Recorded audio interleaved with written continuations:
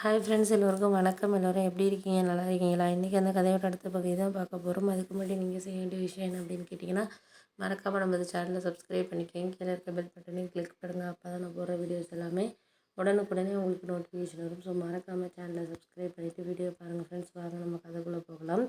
நான் மறுநாள் அம்மா என்ன சொன்னாங்கன்னா, இது மாதிரி நீ இனிமேல் சமைச்சு நீயே எடுத்துகிட்டு போமா அப்படிங்கிற மாதிரி என்கிட்ட சொன்னாங்க. அதுக்கு நான் கேட்டதுக்கு, ஏம்மா அப்படி சொல்கிறேன் அப்படின்னோடனே, உங்கள் அண்ணி முன்னாடி மாதிரிலாம் கிடையாது. முன்னாடிலாம் உனக்கு நல்லா சமைச்சு கொடுத்துட்டு இருந்துச்சு. நானும் ஒரு 2 மாதமாக பார்த்துக்கிட்டு தான் இருக்கிறேன். எனக்கு உடம்பு முடியாமல் போனதுலேருந்து நான் எதுவுமே பண்ணுறதுனால இல்லைங்கிறதுனால உனக்கு எதுவுமே சாப்பாடு சரியாக கொடுக்குறதில்ல. மத்தியானம் லஞ்சுக்கு ஒரு சரியாகவே அது இது பண்ணுறதில்ல. எல்லாமே எனக்கு தெரியும். நானும் பார்த்துக்கிட்டு தான்மா இருக்கேன் அப்படின்னு சொன்னோன்னே, அதெல்லாம் நீ பார்த்துக்கிட்டு இருக்கிறதெல்லாம் இருக்கட்டும்மா. ஆனால் என்னால் ஏதோ ஒரு விஷயமும் என்னால் இது பண்ண முடியாத மாதிரி இதாகுது அப்படின்னோடனே, சரி விடு, நீ எதுவும் இதை பற்றி பேசிக்காத, பண்ணாத. நமக்கு எது சரியாக வருதோ அதை நம்ம பார்த்து இது பண்ணிக்கலாம். வேறு ஒன்றும் நீ இது பண்ணிகிட்டு இருக்காத அப்படின்னோடனே, இல்லைம்மா எனக்கு சில விஷயங்கள் உனக்கு புரிய மாட்டேங்குது.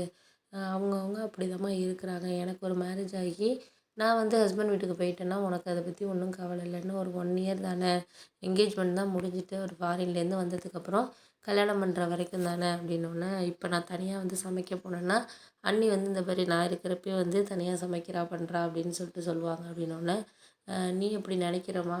அவள் அப்படி நினைக்க மாட்டேங்கிறா. அவள் என்ன நினைக்கிறான்னா, இது மாதிரி எதாக இருந்தாலும் இது பண்ணுறதுக்கான இது பண்ணுற மாதிரி தான் அது நினச்சிக்கிட்டு இருக்கா அப்படின்னோடனே, சரி விடு விடு, நீ எதையும் நினச்சிக்காத. நான் பார்த்து எதாக இருந்தாலும் இது பண்ணிக்கிறேன். நான் பார்த்து இது பண்ணி தரேன் அப்படின்ட்டு சொன்னோன்னே, நான் ஒரு சில விஷயங்கள் குழப்பமாக தான் எனக்கும் இருந்துச்சு. அப்போ அந்த சமயத்தில் எனக்கு ஒன்றும் புரியலை. சரி ஓகே, நான் எதாக இருந்தாலும் பார்ப்போம், பண்ணுவோம், செய்வோம் அப்படிங்கிற மாதிரியான ஒரு சில விஷயங்கள் தான் எனக்கு போயிட்டு இருந்துச்சு.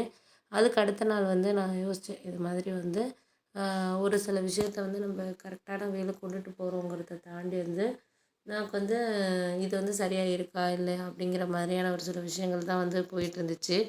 அடுத்த ஒரு இதை நான் புரியலை. சரி இருக்கலாம் அப்படின்னு சொல்லிட்டு நான் அம்மாக்கிட்ட சமாதானப்படுத்தினாலும் என் மனசுக்குள்ளே கவலைங்கிறது இருக்குது தான். ஏன்னா அண்ணி முன்னாடி மாதிரி பேச மாட்டேங்கிறாங்க. அண்ணனும் சரியாக பேச மாட்டாங்க. அதுக்கு காரணம் என்னென்னா, அவங்க ரிலேட்டிவில் ஒரு மாப்பிள்ளை பார்த்தாங்க. அது வேண்டான்னு சொல்லிவிட்டு நான் எங்கள் அத்தை பையனையும் கல்யாணம் பண்ணிக்கிறதா இருக்கிறதுனால அவங்களுக்கு எங்கள் அத்தையை அவ்வளோவா பிடிக்காது. அதாவது எங்கள் அம்மாவோட அண்ணன் ஒய்ஃபை பிடிக்கவே பிடிக்காது. அதனால அவங்களுக்கு இவங்களுக்கும் அவங்களுக்கும் ஆகாதுங்கிறதுனால, அவங்க பையனை நான் கல்யாணம் பண்ணிக்க போகிறேங்கிறனால என்கிட்ட முன்னாடி மாதிரி ஒரு சரியாக பேசுகிறதில்ல, பண்ணுறதில்ல. எதாக இருந்தாலும் ஒரு மாதிரி கோவமாக தான் நடந்துக்கிறது, பண்ணுறது, செய்கிறது அப்படி தான் இருந்துகிட்டு இருந்தாங்க.